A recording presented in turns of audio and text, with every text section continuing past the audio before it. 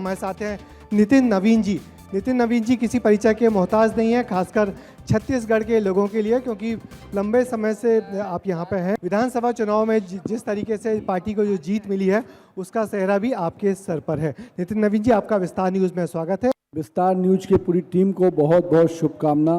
कह सकते हैं कि लोकतंत्र में चौथा सशक्त प्रहरी मीडिया होता है और उसके चैनल्स कहीं ना कहीं जनता की आवाज़ को पहुंचाते हैं, तो मैं तो पूरी टीम को आपको शुभकामना देता हूं।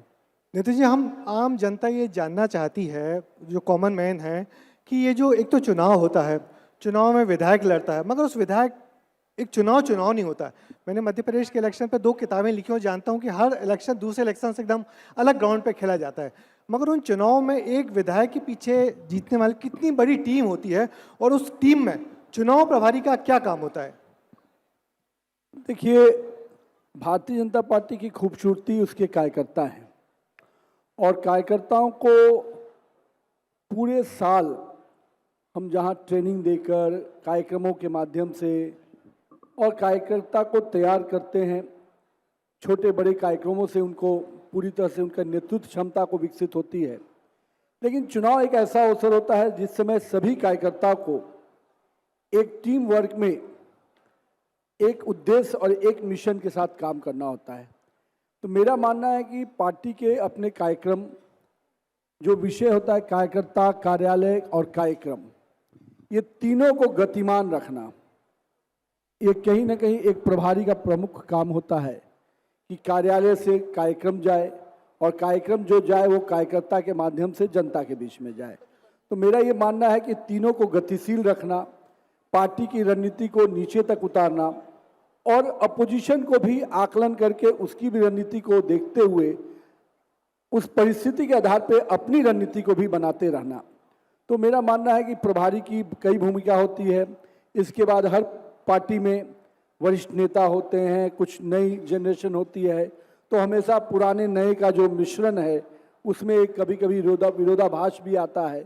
तो उस समय भी प्रभारी को एक न्यूट्रल रोल के तहत नए तरुणाई भी आए, नए जोश भी आए और पुराना अनुभव भी साथ रहे, इसका मिश्रण देना पड़ता है। यानी कहें कि मुख्य रणनीतिकार होता है जो पर्दे के पीछे, जो रंग डायरेक्टर होता है जो सबको रोल बांटता है, देखता है कि क्या को उस रोल पे खरा उतर रहा है। मगर आमतौर पे ये हम ऐसा लगता है कि जो मुख्य रणनीतिकार या चुनाव प्रभारी होता है वो देर रात तक मीटिंग करता रहता है। नहीं, देखिए, किसी भी चीज़ को हमारे नेता माननीय प्रधानमंत्री जी, माननीय गृह मंत्री जी, माननीय राष्ट्रीय अध्यक्ष जी और प्रदेश का भी जो नेतृत्व यहाँ काम कर रहा है, सबको दिन भर अपने कार्यक्रम में भी रहते हैं। फिर जब तक आप किसी भी गतिविधि की समीक्षा नहीं करते हैं, जैसे कॉर्पोरेट वर्ल्ड में भी मॉनिटरिंग मीटिंग होती है, मीडिया में भी आपके 11 बजे की मीटिंग होती है, फिर शाम की भी मीटिंग होती है। तो जब तक आप चीज़ों को एसेस नहीं करेंगे कि आपने जो चीज़ें टास्क दी, वो टास्क इन रिटर्न इनपुट आपको क्या मिल रहा है, चीज़ें उतर रही है कि नहीं उतर रही, तो जब कंटिन्यूसली आप मॉनिटरिंग नहीं करेंगे तो आप बेहतर परिणाम नहीं दे सकते हैं। तो कहीं ना कहीं मॉनिटरिंग करते करते कभी देर रात भी होती है, लेकिन दिन भर की गतिविधि को समाप्त करके मॉनिटरिंग में आप बैठेंगे तो लेट होता है। लेकिन मॉनिटरिंग ही है जो आपको अगले दिन के बेहतर परिणाम के लिए एक कार्य पद्धति देती है और बेहतर परिणाम को लाने में आपको बहुत फायदा करती है। और शायद यही वजह है कि आपकी टीम ने और आपके नेतृत्व ने एक बेहतर परिणाम दिया, मध्य प्रदेश छत्तीसगढ़ में पुरानी सरकार को बदला और बीजेपी की वापसी की। नहीं, देखिए, हमारे नेता, हमारे प्रभारी जो पहले थे, ओम माथुर जी, मनसुख मांडविया जी, सब लोगों ने एक एक चीज़ की मॉनिटरिंग की।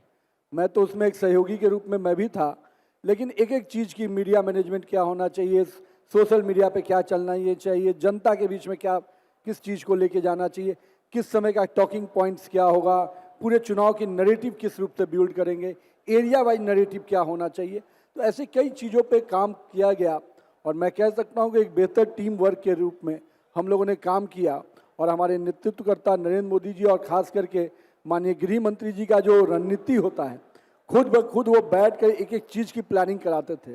तो मुझे लगता है कि उनकी रणनीति का कहीं ना कहीं हम लोगों ने इम्प्लीमेंट करने में जो ताकत लाई उसका परिणाम है। आपकी बातें, आपकी रणनीति की बातें सुन के लगता है बीजेपी ने अपने आप को एक चुनाव जीतने वाली मशीन में तब्दील कर दिया है, जो कार्यकर्ता से लेकर नेता तक लगातार चुनाव के बारे में सोचता है और चुनाव जिताने के बारे में सोचता है।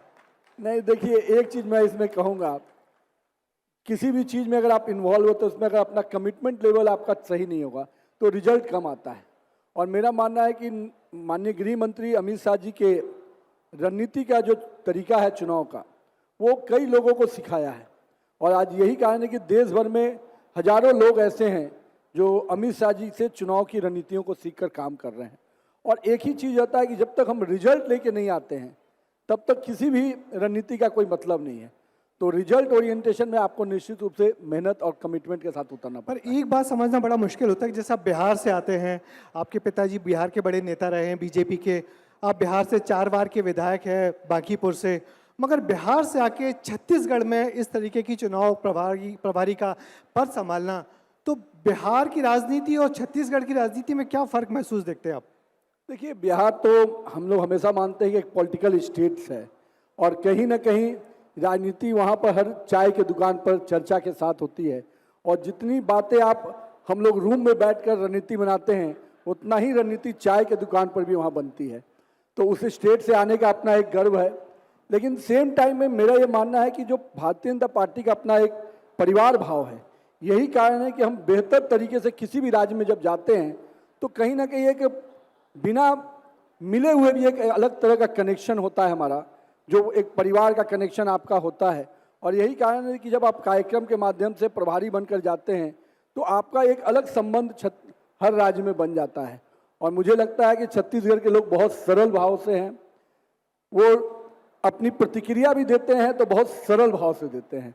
और यही कारण है कि कई लोग यहाँ को समझने में ये सोचते हैं कि यहाँ एग्रेसिव राजनीति हो सकता है, लेकिन मेरा मानना है कि यहाँ पर विष्णुदेव साय जैसा व्यक्ति ही, डॉक्टर रमन सिंह जैसा व्यक्ति ही यहाँ राजनीति कर सकता है। हम अपना लक्ष्य हमेशा बढ़ाते रहते हैं, तो जब लक्ष्य बड़ा है तो सैचुरेशन नहीं आएगा। हमारा लक्ष्य है कि अगर हम लोगों ने पिछले बार 46% वोट लाया विधानसभा चुनाव, तो इस बार हम कैसे 51% वोट पे तब्दील करें। हमारी लड़ाई हमारे ही पिछले रिजल्ट से है।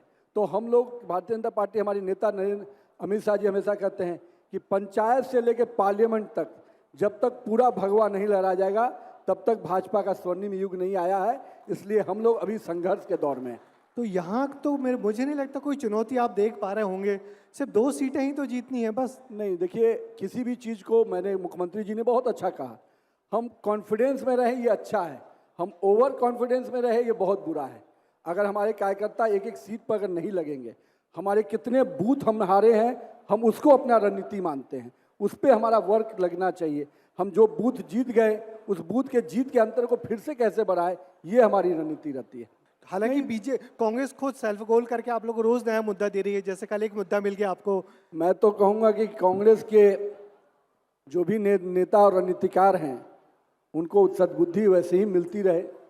कभी मौत का सौदागर कहा तो जनता ने जीत का हार पहनाया, कभी चाय वाले का मजाक उड़ाया तो जनता ने जीत का माला पहनाया, कभी चौकीदार को चोर कहा तो जनता ने जीत का माला पहनाया। अब यहाँ के नेताओं ने फिर अमर्यादित शब्दों का प्रयोग किया है, तो इस बार तो छत्तीसगढ़ की जनता छोड़ेगी नहीं। जिस मोदी ने एक एक गारंटी को पूरा करने का काम किया, जिस मोदी ने 10 वर्षों में पूरे देश का ही नहीं पूरे विश्व पटल पर भारत का मान बढ़ाया, और कहीं ना कहीं कहते हैं कि छत्तीसगढ़ से माननीय प्रधानमंत्री जी का एक विशेष लगाव है। और वही कारण है कि अगर आज छत्तीसगढ़ में उनको अपमानित करने का कोई प्रयास करेगा तो भाजपा कार्यकर्ताओं की जरूरत नहीं है, छत्तीसगढ़ की जनता उनको जवाब देगी। मगर ये भी बड़ी हैरानी की बात होती है, जैसे विधानसभा चुनाव में आपने सांसदों को विधायक का चुनाव लड़ा दिया, लोकसभा चुनाव आ रहा है तो आपने यहाँ के विधायक को लोकसभा का चुनाव लड़ा दिया। ये क्या है, माने सामने वाले की लाइन लेंथ बिगाड़ना है या कुछ खास रणनीति होती है? आप किसी एक ही पैटर्न पे चुनाव लड़ेंगे तो सामने वाला को आकलन करने का मौका मिलता है। भाजपा का कोई भी कार्यकर्ता, हमारा मंडल अध्यक्ष यहाँ के पार्टी के प्रदेश अध्यक्ष को हराता है तो कहीं ना कहीं हमारी रणनीति का अलग असर है, इसी कारण ये हो पाता है। पूरे देश में आप जब देखिएगा तो आज विपक्ष मुद्दा विहीन है, उसको नरेंद्र मोदी जी को टारगेट करने के मुद्दे नहीं मिल रहे। हमारी सरकार के किसी मंत्री पर वो भ्रष्टाचार का आरोप नहीं लगा पा रहा है। ये जरूर है कि उनके सारे जो इंडिया अलायंस के लोग हैं वो कहीं ना कहीं आज भ्रष्टाचार में फंसते हुए नजर आ रहे हैं, कोई जेल में है, कोई बेल में है। तो मेरा ये मानना है कि आज के डेट में जनता बहुत स्पष्ट है कि एक तरफ नरेंद्र मोदी है जिन्होंने 10 वर्षों में देश का मान आर्थिक स्तर से देख लीजिए तो आज हम 5वीं इकोनॉमी बनकर उभरे हैं। आज अगर विश्व पटल पर देखिए तो भारत के तिरंगे का मान बढ़ा। आज आप विश्व का जो बड़ा बड़ा देश भी है, रशिया और यूक्रेन युद्ध में भी भारत के तिरंगे का ये मान था कि पाकिस्तान के लोग भी उस तिरंगे के सहारे बाहर निकल रहे थे।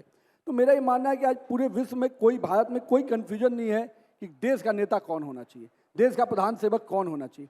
तो जब एक स्वर में प्रो कम्बेंसी है तो आप मान सकते हैं कि पहली बार 10 सालों में कोई सरकार रही हो और 10 सालों के बाद भी उसके प्रति प्रो कम्बेंसी हो, तो फिर आप क्या कह सकते हैं। हम चुनाव पे लिखने वाले लोग या चुनाव पे बोलने या विश्लेषण करने वाले लोग इस बात को हमेशा एक शब्द था एंटी इनकम्बेंसी, मगर जिस तरीके से आप लोग रणनीति बनाते हो नया शब्द दे दिया प्रो इनकम्बेंसी।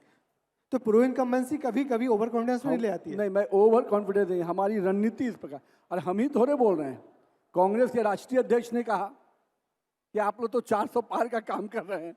तो मेरा ये मानना है जब कांग्रेस के घर में ये भय का वातावरण है तो ये तो हमारी जीत का आधार है ना। मगर आप जो भ्रष्टाचार वाली बात करते हैं कि सामने जो इंडी गठबंधन के लोग हैं भ्रष्टाचार में जेल में हैं, बेल में हैं, मगर ये आरोप भी लगता है बार बार कि जो भ्रष्टाचारी दूसरे दल के लोग में बीजेपी में शामिल होके शुद्ध हो जाते हैं। बहुत स्पष्ट है, उस पर कहीं ना कहीं जिन पे अगर आरोप लग जाते हैं, साबित हो जाते हैं, भारतीय जनता पार्टी कहीं उनको जगह नहीं देती है।